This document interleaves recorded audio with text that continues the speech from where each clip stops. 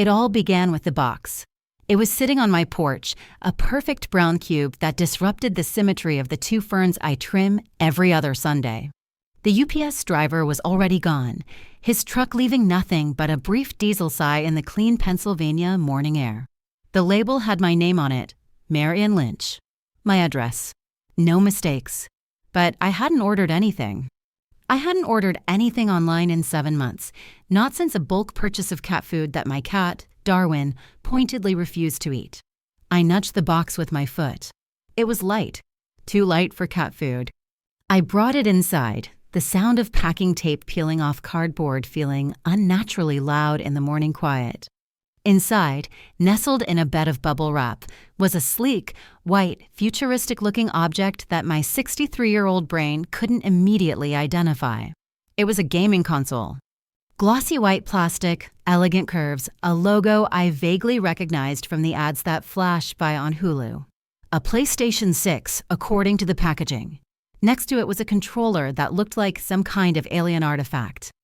I had never held anything like it in my life. It was the equivalent of finding a jetpack in my mailbox. My home is a realm of order. Every book on its shelf has its place, arranged by genre and author.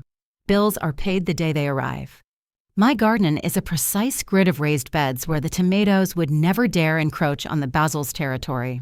This object in my living room was an anomaly, a glitch in the carefully calibrated system of my life. I circled it the way Darwin circles a new food bowl with suspicion and curiosity. There was no gift receipt in the box, no packing slip. Nothing to explain its presence. I checked the shipping label again and again. Marian Lynch. All correct. Perhaps a mistake from the retailer? A random gift from some company running a bizarre marketing campaign? My mind, trained by decades in behavioral economics, began cycling through the possibilities. We used to study things like this surprise trigger is designed to create an emotional connection to a brand. But this felt like a profoundly expensive trigger. Things like this don't just happen. In my orderly world, everything had a cause and an effect. This box was an effect without a visible cause. The first thing I did was call my daughter. Sarah answered on the third ring, her voice a little breathless, the sound of my granddaughter Lily chattering in the background. Hi, Mom. Is everything okay? Yes, everything's fine, honey. Just the strangest thing happened. I just had a PlayStation 6 delivered. There was a pause on the line. A what? A gaming console. A very fancy one. It isn't from you and Kevin, is it? Some kind of extremely early Christmas present. Sarah laughed, a tired but genuine sound. God, Mom, no. What would you do with a PlayStation? Play a gardening simulator? Besides, we're a little strapped right now. Lily needs new shoes, and Kevin's bonuses got cut at work. I felt the familiar pang of worry. Is it serious with money? No, she said quickly. Same old. Just, life. It's probably just a delivery mistake. You should call UPS. Her answer was logical, reasonable, but it didn't bring any relief. The feeling of anomaly didn't go away. It just settled deeper, like silt at the bottom of a still pond. I didn't call UPS. Instead, I made a cup of chamomile tea and sat at my kitchen table, staring at the box. At my old job, we analyzed why people make irrational financial decisions. I vividly recalled one case we studied, a family from Ohio. A husband and wife, both with decent jobs, who ended up drowning in debt. The cause wasn't a major purchase like a car or a house. They were undone by a series of small, almost invisible buys made through BNPL services. A $200 Nespresso machine here, a $300 pair of designer sneakers there, a new phone because the old one felt outdated. Each purchase, broken down into 4 easy payments, felt insignificant. But those little streams merged into a flood that washed away their savings. I remember looking at the charts of their spending and feeling a chill. It wasn't just financial illiteracy. It was psychology. The system was engineered to exploit human weakness, our desire for instant gratification, and our inability to properly weigh the future pain of payment.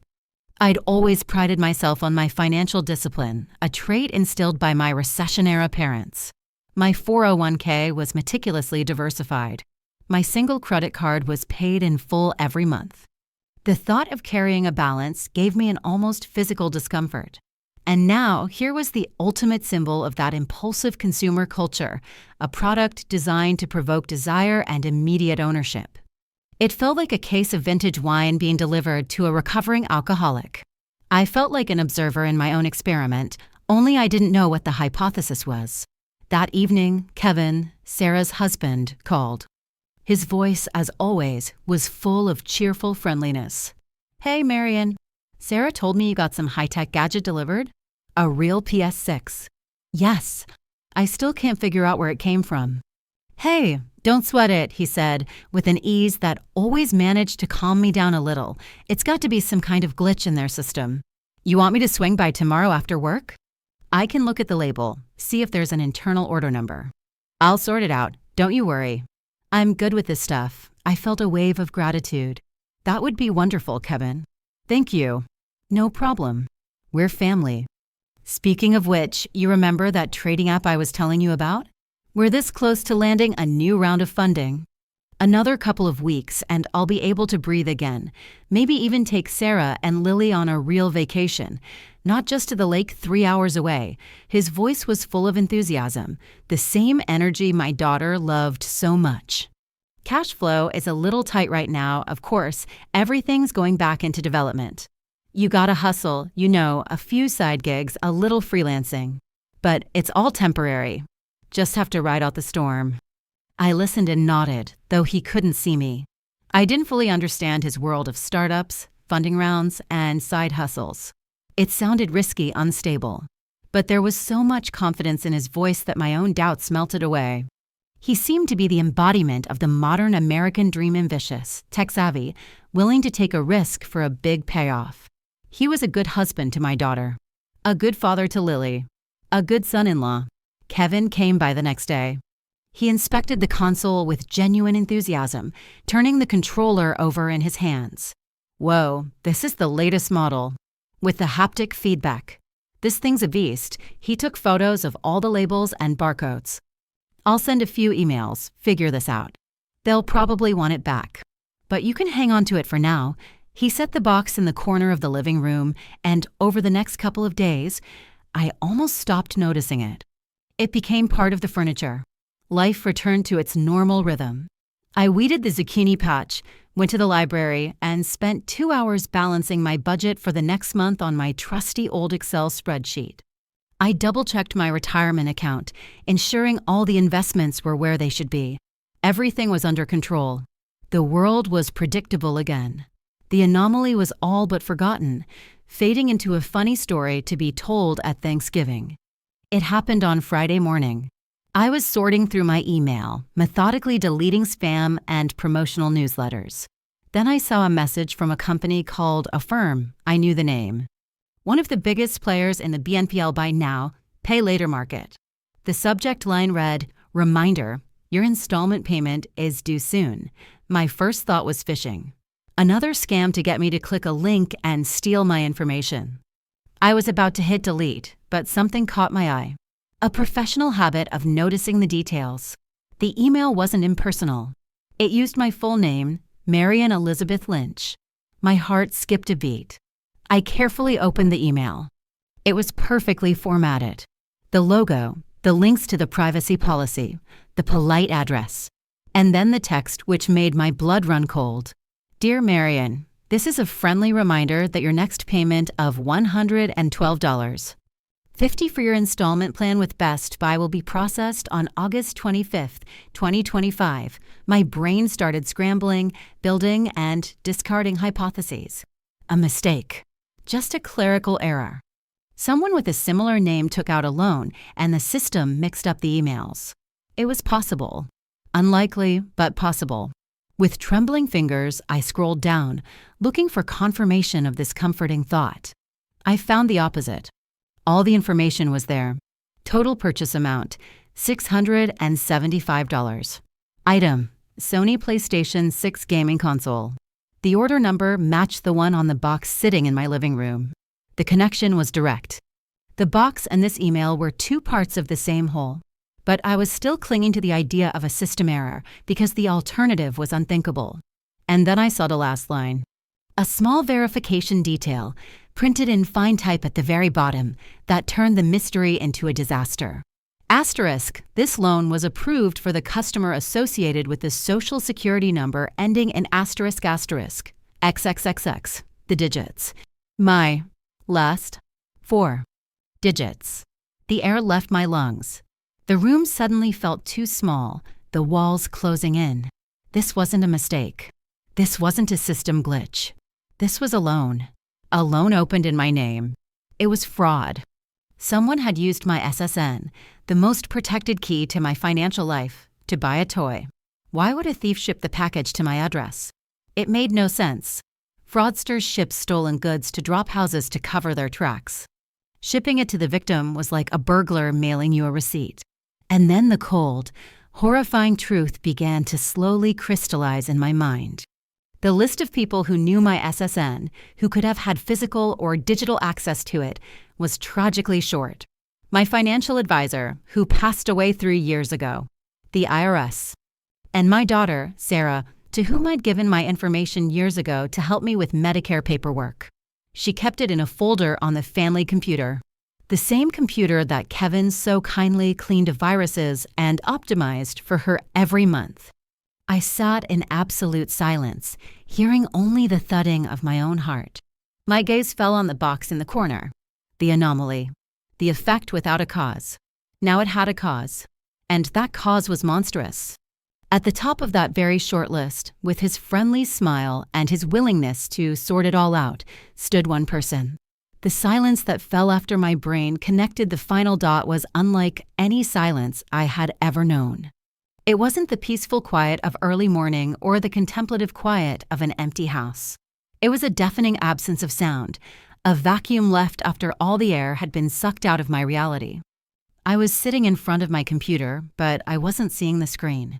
I was staring through it, into the void where my orderly, predictable life had been just a moment before. Kevin. The name didn't trigger anger. Not yet. It only triggered a cold, hollow bewilderment. It was like learning that the law of gravity was a lie, that the sun revolved around the earth, that the man who hugged my daughter, who bounced my granddaughter on his knee, who had so patiently explained to me how to attach a file to an email, was a thief. And not just any thief. He was one who had used my deepest trust as his lockpick. My home, my sanctuary, suddenly felt like a crime scene. Every object seemed alien. The chair he'd sat in, the mug he'd sipped coffee from. The gaming console in the corner was no longer an anomaly, it was a trophy.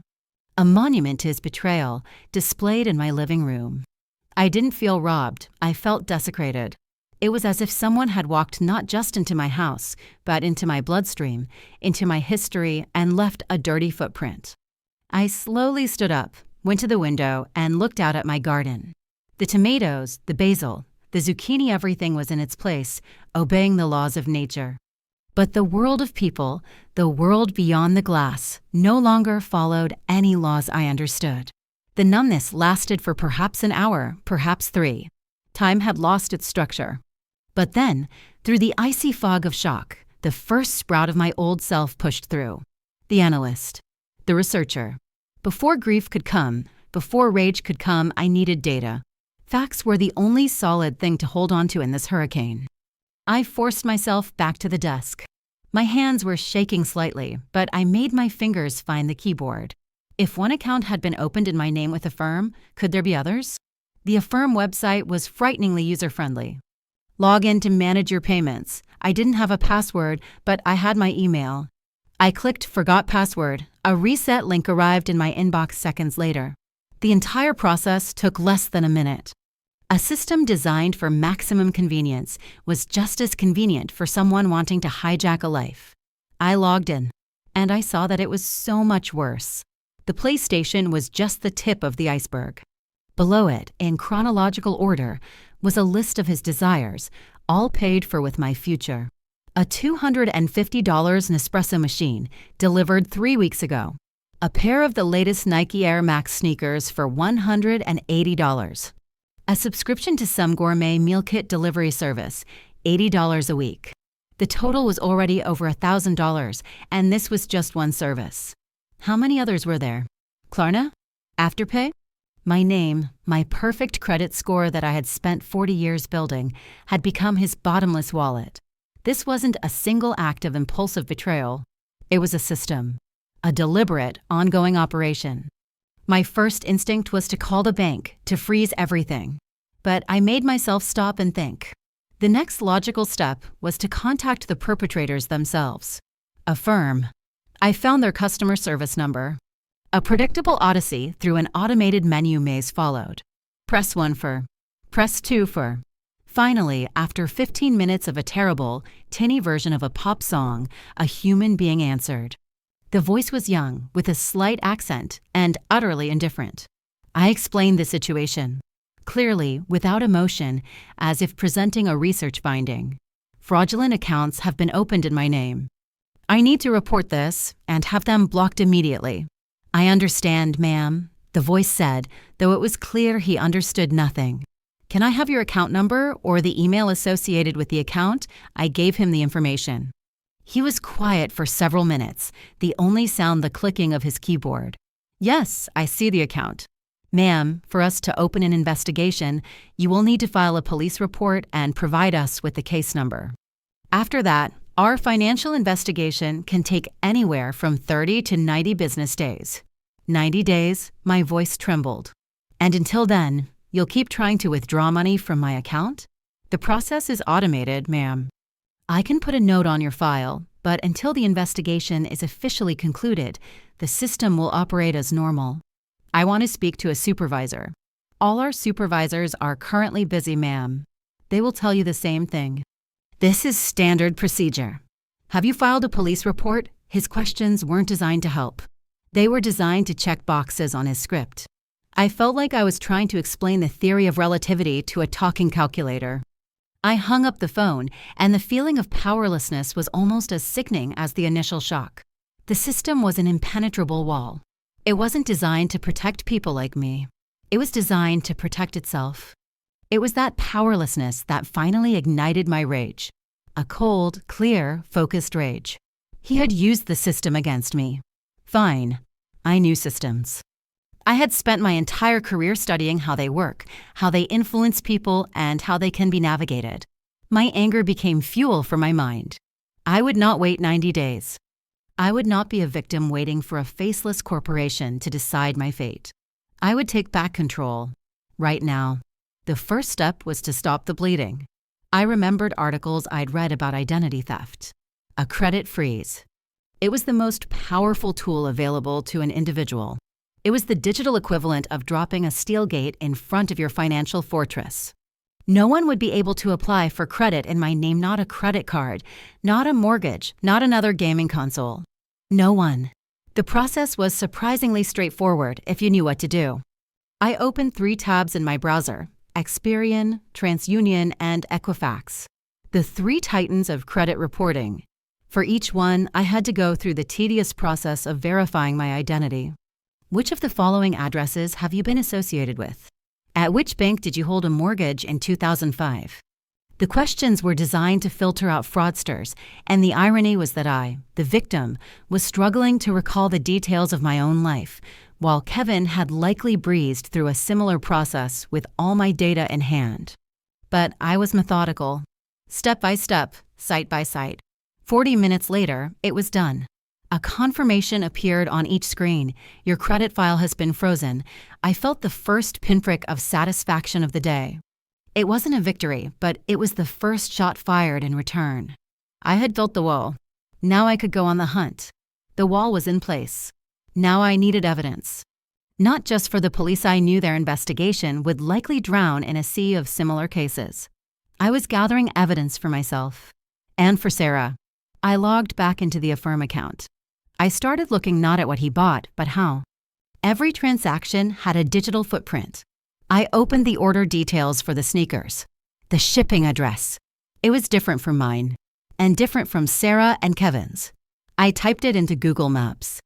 The map zoomed in on a drab, 3-story beige brick building in a town 40 minutes away. An apartment complex called Willow Creek, Google Street View showed me shabby balconies and a parking lot full of old sedans. Why was he sending packages there? A rental apartment no one knew about? A hideout? Then I found what I was looking for, the IP address that had logged into the account when the purchase was made. My heart beat faster. This was real evidence.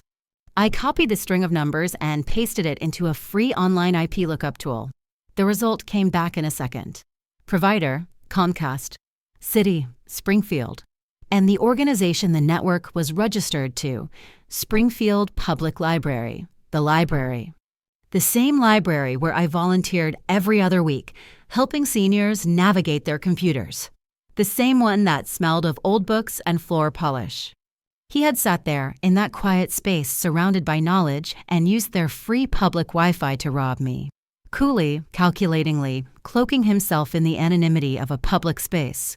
That detail felt worse than the theft itself. It spoke to his character, to his contempt. He hadn't just stolen my money. He had mocked my world, the very values I held dear. With the first pieces of evidence-gathered screenshots of the orders, the shipping address, the IP data, I printed them out. Paper felt more real, more substantial than pixels on a screen. My fingers itched to dial Sarah's number, to email her everything, to scream into the phone, "Look who you married. Look what he's done." I could picture the scene, her tears, her disbelief, her pain. And I knew I couldn't do it. My background in behavioral economics taught me one thing: people are not rational machines. When confronted with information that threatens their worldview, their first reaction is denial. Sarah loved Kevin. He was the father of her child. He was the foundation of her life. If I dropped these facts on her now, unprepared, without an ironclad context, what would happen? He would deny everything. "Your mother has always disliked me. She doesn't understand technology. It's a mistake. Someone hacked her and she's blaming me." He would manipulate. He would use her love and her doubt against me. And there was a chance she would believe him. Or worse, she would be paralyzed between the two of us, her family destroyed by a war I had started too soon. No, a direct confrontation was an emotional move. The situation required a strategy. I wasn't fighting against him. I was fighting for my daughter. And to do that, I had to build a case. Not just a case for the police. A case for a jury of one, my daughter. The proof had to be absolute, irrefutable, so undeniable that no lie could withstand it. And until that moment, I had to remain silent. It was the hardest decision of my life, to carry this terrible secret alone, to keep talking to my daughter as if nothing was wrong, knowing her husband was stealing from her mother. The isolation was almost unbearable, but I knew it was the only way. So, the police report was one path. A slow, bureaucratic one. But it was necessary. However, justice, as I saw it, was more than just getting my money back in 6 months. Justice is when the consequences of one's actions become inescapable. Kevin had exploited loopholes in the financial system, its speed and its impersonality. What if I used those same principles against him? I sat down at my kitchen table with a yellow legal pad and a pen, my old, trusted tools for thinking. I began to make lists. What I know: he is using BNPL services in my name. He is using a drop shipping address. He is using public Wi-Fi for anonymity. He is in financial distress. He admitted as much on the phone. He is confident he won't be caught. What I need to know: how many BNPL services has he used? What is the significance of the Willow Creek address? What is his true financial situation? How bad is it? Does he have other debts? I was no longer a victim. I was a researcher. This was my project. And I would see it through with the same meticulous attention to detail I brought to every task in my life. The goal wasn't revenge. The goal was the restoration of order. For every action, an equal and opposite reaction. The next few days passed in a quiet, almost feverish state of activity. My house became a command center. I gathered documents, printed emails, cross-referenced dates. I called my bank and placed alerts on even the smallest transactions. At night, when I couldn't sleep, I sat at my computer and studied. I read Reddit forums on identity theft, absorbing the experiences of others. I learned about new kinds of fraud, about digital forensics, about rights I never knew I had. One of those nights, digging through an old box of files for a 5-year-old tax return the bank wanted, I came across a faded manila folder. Inside was a packet of documents in Sarah's name. I opened it out of simple curiosity. It was an old universal life insurance policy my husband and I had taken out for her when she turned 18. We had paid into it for years, and then, after she got married, it was somehow forgotten. I scanned the lines. Beneficiary, Sarah Lynch. Current owner, Marian Lynch. The policy gave the owner the right not only to name the beneficiary, but also to take out a loan against the policy's accumulated cash value. And that's when the idea formed in my mind. It was audacious, risky, and morally ambiguous. An idea that went far beyond simply exposing Kevin. A plan that could not only recover what was stolen, but also protect Sarah and Lily's future in a way I hadn't imagined. It was a path that would require me to be just as calculating and cold-blooded as he was. I stared at that old document, and the boundaries of my world expanded again. The plan to freeze his plans had just become much, much bigger. Even when it seemed all was lost, I did not give up. For the next 2 weeks, my house became a quiet war room. By day, I was the picture of a normal retiree. I tended my garden, ran errands, and had brief, pleasant phone calls with Sarah where every word felt like a lie. But when night fell, I would sit at my kitchen table, now covered in stacks of documents, and become someone else. I was a strategist, an archivist, a hunter. I filed the police report. The process was exactly as I'd imagined, impersonal and tedious. A young officer with tired eyes listened to my story, nodded in the right places, and gave me a case number, which I knew was just a ticket to a long, slow queue of forgotten files. But I needed that number. It was a formality, a piece on the chessboard. My real work was being done here, under the glow of a desk lamp. I bought a cheap prepaid phone and a sale-priced laptop-clean devices, untraceable to me. I learned to use the public Wi-Fi at a coffee shop on the other side of town, feeling the bitter irony of adopting my enemy's tactics. I created an anonymous Facebook profile under a false name, a middle-aged woman with interests in gardening and baking, the perfect camouflage. From that account, I began my digital reconnaissance. I found community groups for the Willow Creek apartment complex, scanning posts, looking for mentions, photos, connections. Every night was a deep dive into a foreign world, a world Kevin had built on the ruins of my trust. Sleep became a luxury. It was replaced by caffeine and a cold, ringing resolve. I had locked my emotions away. This was a time for analysis, not for tears. The key to my plan was the insurance policy. That yellowed document was my hidden leverage. The day after I found it, I called the insurance company. The conversation was long and filled with legal jargon, but I was patient. I wrote down every word. Yes, I, Marian Lynch, was the sole owner of the policy. Yes, its current cash value was just over $47,000. Yes, as the owner, I had the full right to take out a loan against that value or cash out the policy entirely. The process would take 7 to 10 business days.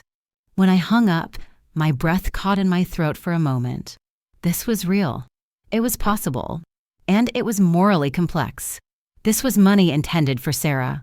But I was thinking not as a mother, but as a risk assessment specialist. I pictured the scenario, Kevin, desperate with debt, discovering this policy. He would go to Sarah with another sob story about temporary hardship and a brilliant investment opportunity that will save the family. He would convince her. He was an expert at it. He would push all the right buttons, her love, her desire to believe the best in him, her fear of conflict. And that money, which her late father and I had set aside for her for years, would turn into another gaming console, another pair of expensive sneakers, another dinner with another woman. I could not let that happen. My action wasn't theft. It was a preemptive evacuation of an asset from a war zone. I filled out the forms, and my hand did not shake. I was protecting my daughter's future from her present. The breakthrough in my online investigation came late on the 11th night. Scrolling through photos from a summer barbecue in the Willow Creek residence group, I landed on a face. A woman in her 30s with a bright smile and a butterfly tattoo on her shoulder. I had seen her name on a residence friend list. I started digging. Her profile was almost entirely private, but not to my fake account. I sent her a friend request with a message, "Hi, I love peonies too. Yours in that picture are just gorgeous." An hour later, she accepted. Her page was a gallery of the life I was paying for. Weekend getaways. Dinners at restaurants Sarah and I had never been to. A new Coach handbag. And then I saw the photo that made my blood run cold. A selfie taken in a mirror. She was in a man's embrace. His face was half hidden by her hair, but his arm around her waist was in clear view. And on his wrist was a watch.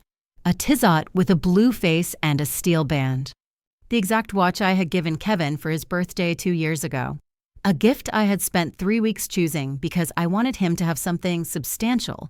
In that moment, everything clicked into place. This wasn't just a financial hole. This wasn't just a desperate attempt to make ends meet. This was a double life. The money stolen from me wasn't going to cover debts or fund startups. It was financing another woman, another reality built on lies. And this lie wasn't just against me. It was against Sarah. He was betraying her twice over, as a husband and as a partner. My pain for myself was consumed by an all-encompassing rage for my daughter. This was no longer about restoring justice. This was a war, and I was going to end it on my terms.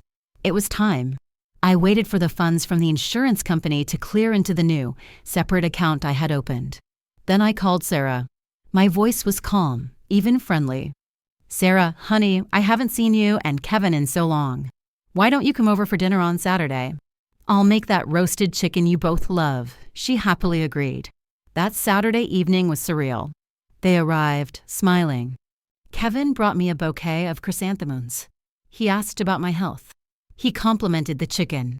He sat at my table, in my house, eating my food, and I looked at him, at his polite mask, and saw the thief and the liar underneath. I kept the conversation going. I asked about Sarah's work, about Lily's progress in preschool. I was the very picture of calm. But inside, a wire was being pulled tighter and tighter, about to snap. When dinner was over and Sarah started to clear the plates, I said, "Wait, don't worry about that. Please sit down. There's something we need to discuss." The tone of my voice made them both freeze. Sarah sat, a look of concern on her face. Kevin sat, his smile tightening. I quietly excused myself, went to my office, and returned with a thin file folder. I placed it in the center of the table. It made a soft but heavy sound. "What is it, Mom?" Sarah asked. I didn't answer. I opened the folder and took out the first sheet, a printout of the Affirm statement showing the PlayStation purchase. I slid it in front of Kevin. "I received a strange package a few weeks ago," I said in an even voice. It turns out it wasn't a gift. Kevin looked at the paper. "Wow. Yeah, that's weird. Must be some kind of glitch. I told you I'd look into it." His voice was almost convincing. I took out the second sheet, the list of the other purchases. The Smeekers, the Nespresso. There seemed to have been quite a few glitches, I continued. "Marian, I don't know what this is," he said, a note of irritation in his voice. "Someone must have hacked your account. We need to call the bank right away." "I already have," I said, and placed the third sheet on the table. A printout of the Willow Creek shipping address, except the hacker, for some reason, sent the packages to this address. "Does it look familiar to you, Kevin?" Sarah looked from one page to the next, her face a mask of confusion. "Mom, I don't understand what's going on." Kevin had gone pale. "No, I've never seen it." "This is a mistake. The fourth sheet. The data from the IP address at the Springfield Public Library. The fraudster was very careful. Used a public network. At the same library where I volunteer." Kevin's eyes darted around. He looked at Sarah, searching for an ally. "Sarah, your mother is making something up." "This is crazy." "No," I said, my voice turning to ice. "This isn't crazy." I pulled out the fifth sheet. A copy of my police report with the case number circled in red. "This is my case number for identity theft fraud." And then I drew out the final piece of paper. The printed photograph. The woman with the butterfly tattoo. The man's arm around her waist. And the watch. The Tizot with the blue face. I placed it directly in front of Sarah. She stared at it for a few seconds, uncomprehending. Then her gaze drifted slowly from the photo to her husband's wrist. He instinctively tried to pull his hand under the table, but it was too late. He was wearing the watch. The silence that filled the room was heavier than granite. Sarah was the first to break it. It wasn't a scream. It was a quiet, strangled sob, the sound of a heart tearing. Her eyes were locked on Kevin's face, and in them was a mixture of horror, pain, and a slow, murderous dawn of understanding. "Kevin," she whispered. And in that moment, his mask shattered. The confidence evaporated, leaving only a pathetic, cornered fear. "Sarah, baby, it's not what you think," he stammered, his voice high and thin. "I can explain everything. I was under so much pressure, with work, with money. I got mixed up. I was going to pay it all back. I swear I was going to pay it back." "Pay back what?" My voice cut through his excuses. "The money? Or the trust?" "Who is she?" Sarah asked, her trembling finger pointing at the photo. "Nobody. Just a friend." "I was." "Stop," Sarah said. Her voice was barely audible, but it had a steel in it I had never heard before. "Just stop lying." The explosion that followed wasn't a shout, but a flood of tears. She covered her face with her hands, her shoulders shaking with silent sobs. The universe she had known had just collapsed. I stood, walked over to her, and put a hand on her shoulder. Then I looked at Kevin again. "The police report has been filed. The banks have been notified. Your attempts to open any more credit in my name are already blocked. But there's one more thing." I pulled the last 2 documents from the folder. The first was a bank statement showing the $47,000 transfer from the insurance company. The second was the document establishing a new trust account in the names of Sarah Elizabeth Lynch and Lillian Grace Lynch. "I believe this insurance policy was your next target," I said calmly. "Don't worry. The assets are now secure. I have reclaimed what you stole and protected what you were planning to steal next. It was the final blow." He stared at the papers, and the look on his face was one of complete and utter defeat. He hadn't just been exposed. He had been outplayed. Using his own weapons, the quiet, methodical use of the system, he had been disarmed. "Get out," Sarah said through her tears, without looking up. "Get out of my mother's house." He stood, looking at neither of us, grabbed his car keys, and walked out the door. The sound of it closing was the final punctuation on a long, ugly sentence. I was left standing in the wreckage, holding my sobbing daughter. There was no triumph in that moment. No satisfaction. Only emptiness and a vast, overwhelming ache. 3 months passed. Autumn painted the trees in shades of fire and rust. The house was quiet again, but it was a different kind of quiet. A healing one. Sarah and Lily were living with me.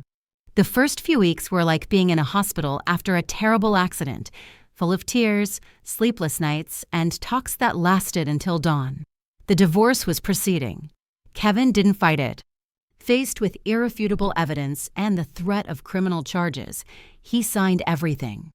The court ordered him to pay child support and approved a restitution plan for the fraude pathetic trickle of money every month that he would be paying for years to come. He was legally barred from entering into any financial transactions on behalf of Sarah or Lily. The wall I had started building with a credit freeze was now reinforced by law. Sarah was changing. Out from the shadow of her charming but toxic husband, a woman I had almost forgotten was slowly emerging, strong, decisive, and intelligent. The pain had forged her into something new. We spent our evenings not watching television, but going over her finances. I taught her what my life had taught me: how to read a bank statement, how to build a budget, how a credit score works. I wasn't just passing on knowledge, I was passing on tools for survival. The wisdom she had once found old-fashioned had now become her armor. Our relationship, once strained by my silent disapproval of her husband, found a new depth. We weren't just mother and daughter anymore. We were allies. One afternoon, I was in the garden, preparing the roses for winter. The sun was low and golden. Sarah came out onto the porch with 2 cups of tea. She sat on the step next to me in silence. We stayed that way for several minutes, looking at the fading beauty of the garden. "Thank you, Mom," she said quietly. I knew she wasn't thanking me for the roof over her head or for the tea. She was thanking me for that awful night, for the file folder, for the cold, calculated war I had waged on her behalf. "You would have done the same for Lily," I replied. Justice had been served, at least the legal version of it. Kevin was paying for his actions. But the personal, hard-won justice I had engineered for myself had brought me no joy. It only brought the grim understanding that sometimes, to protect the ones you love, you have to inflict an unbearable pain. There was no victory in it, only a grim necessity. I looked down at my gloved hands, at the dirt under my fingernails. I had spent my life trying to create order, in my finances, in my home, in my garden. And I had learned that the greatest disorder never comes from external systems, but from within, from people. In my career, I had studied irrational behavior for decades, analyzing data and building models. I always thought I was looking for anomalies in the numbers. What an irony. The greatest anomaly of all had been sitting at my dinner table, smiling at me and calling me Mom. The true chaos isn't hidden in the system. It's hidden in the human heart.